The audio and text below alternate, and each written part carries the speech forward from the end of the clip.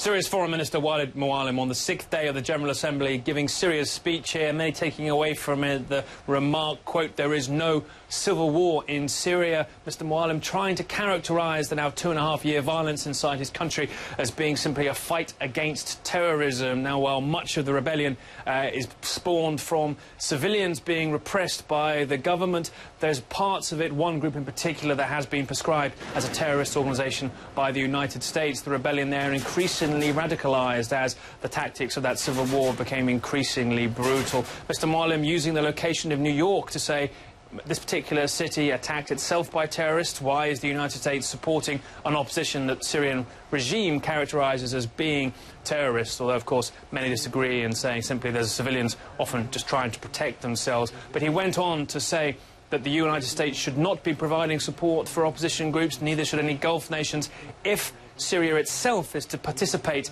in long-awaited peace talks in Geneva that repeatedly have been stalled. This is what he had to say.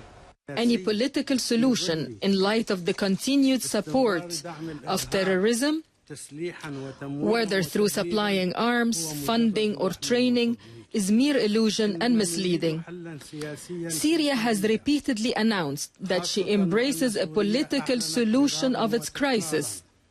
It is now for those who claim to support a political solution in Syria to stop all hostile practices and policies against Syria and to head to Geneva without preconditions. Now, almost hidden inside the UN Security Council resolution passed late on Friday was a reference to these Geneva-based peace talks. A key tenet of those is that a ceasefire must be established in Syria and therefore a transitional government put in place, effectively demanding Bashar al-Assad steps aside. That's nothing that Damascus will accept, and they were quite clear on that in response. But Mr Mualim went on also to say that they would be cooperating with UN OPCW inspectors arriving on Tuesday in Damascus to begin the process of complicatedly dismantling Syria's chemical weapons stockpile, but said they would honour the Chemical Weapons Convention that Syria unilaterally joined some weeks ago, rather than explicitly endorsing the UN Security Council resolution